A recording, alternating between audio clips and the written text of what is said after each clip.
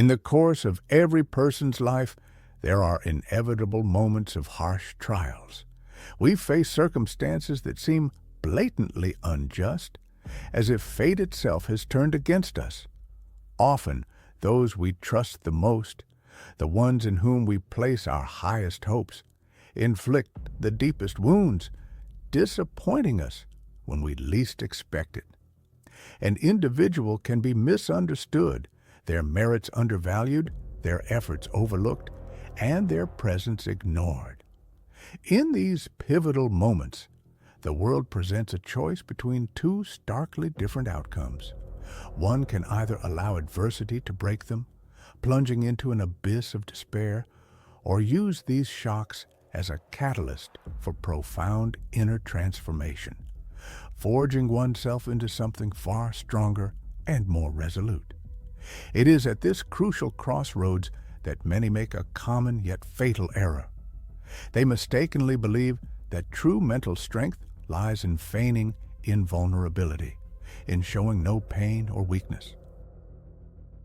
Some perceive it as an impenetrable armor that can silence all feelings, rendering a person indifferent to external shocks and internal turmoil.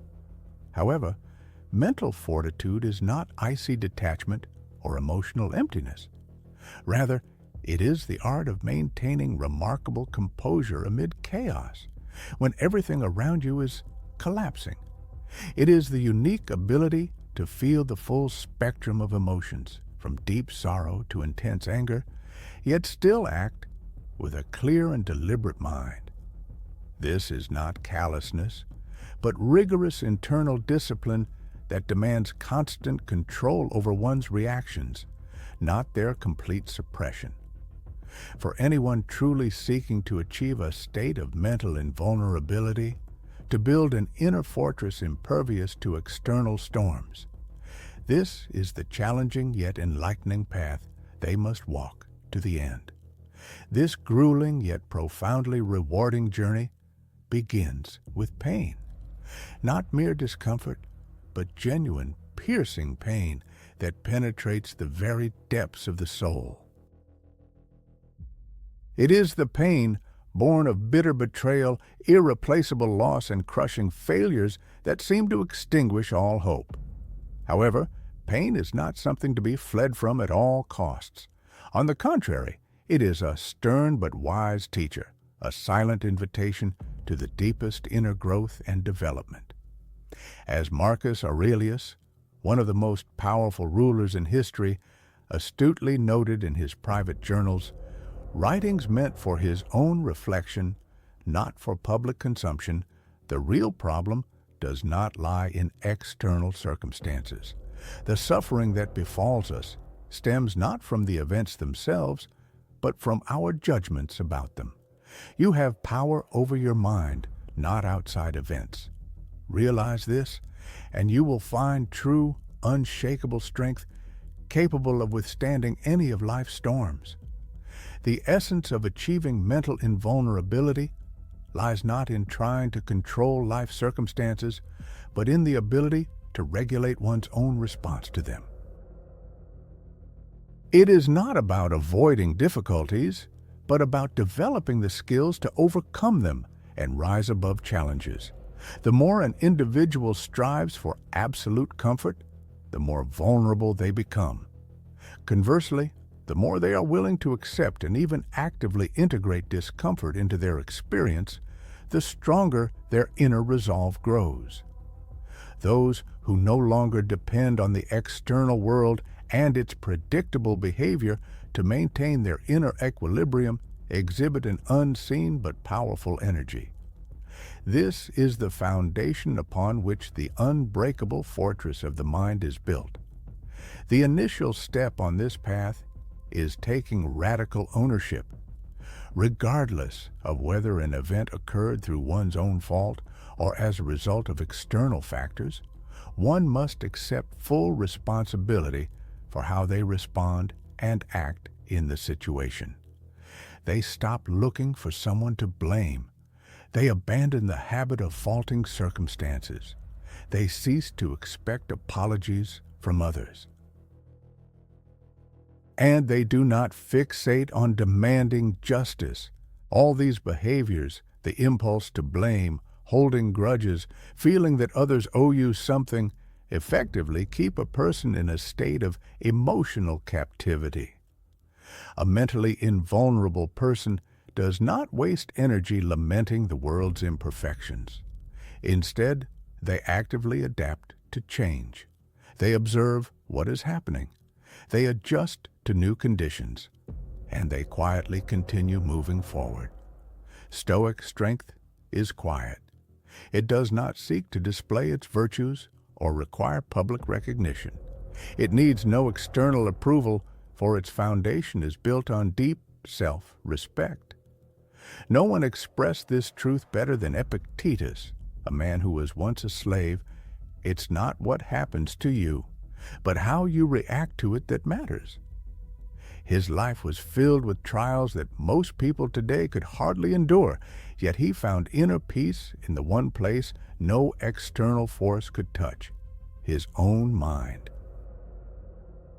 The critical task for every person is to achieve such a degree of inner fortitude that no insult, no failure, no rejection can shake their emotional stability. You cannot control the actions of others, but you can determine how much their actions affect your inner state. Unfortunately, too many people surrender their peace of mind over trivial matters, an unread email, a harsh social media comment, a rumor, or even a passive-aggressive remark. They willingly allow others to rob them of their precious inner calm. Such behavior is a clear sign of emotional vulnerability. It is a form of mental poverty. To achieve mental invulnerability, one must cultivate the discipline of the pause. This pause is not for suppressing or ignoring emotions, but for examining them, for asking the insightful question, does this situation truly warrant such a strong reaction? Or am I simply conditioned to be offended, to be thrown off balance? This is the beginning of deep self-awareness.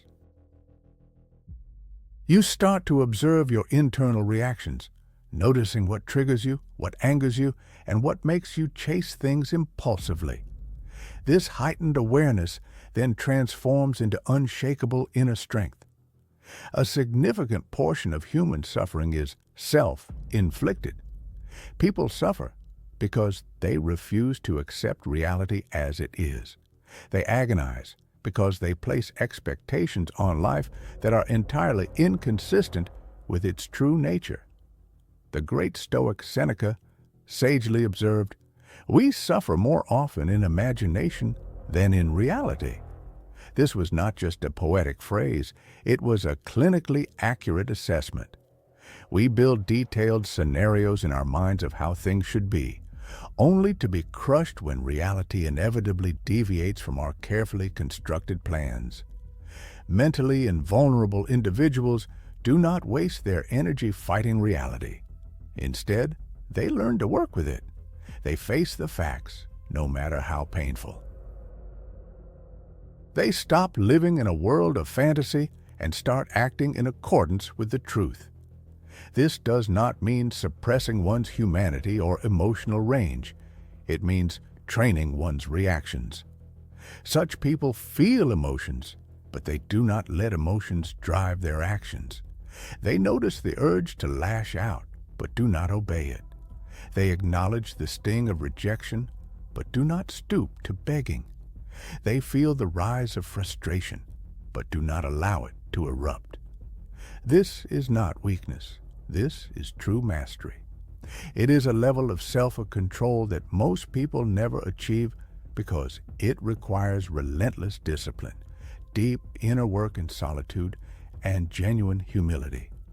Once you grasp this truth that no one can disturb your inner peace without your consent, there is no going back.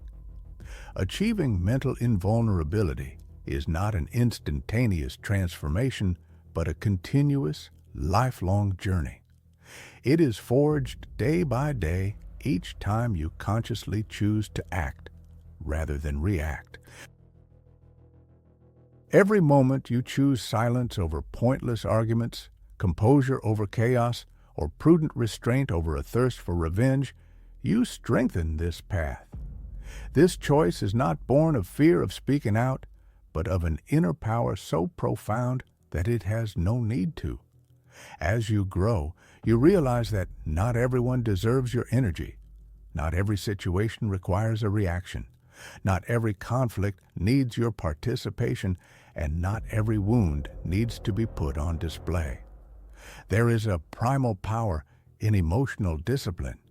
It is seen in the man who walks away instead of engaging in a meaningless fight. It is the choice of the woman who prioritizes her peace of mind over the pursuit of love. It is the resilience of the warrior who carries their suffering within, without showing it to the world.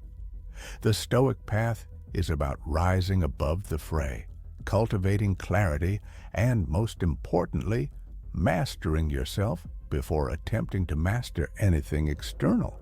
Therefore, you must walk this path.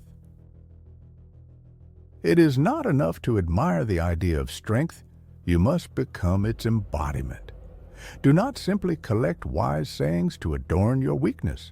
Live these principles. Apply them when the pain is most acute, when you feel on the verge of breaking, when you are misunderstood, doubted, left behind, or disrespected. That is when the real work begins. Anyone can be calm when life is easy. Anyone can appear strong when they are not being tested. But those who truly rise, who achieve genuine invulnerability, are the ones who relentlessly train their minds to be an ally, not an enemy. They know they cannot control the storm, but they can become the calm eye within it. This is their unshakable power. This is the inner fortress that no one can ever take away. So let the world rage, let others panic, lose control, and fall apart. The Stoic remain steadfast. They move forward, carrying a quiet but inextinguishable fire within.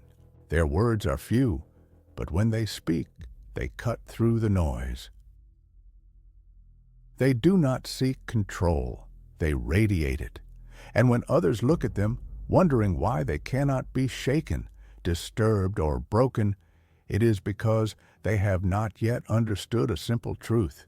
They rise above the world not by conquering it, but by conquering themselves. And in that self-mastery, they find their true invulnerability.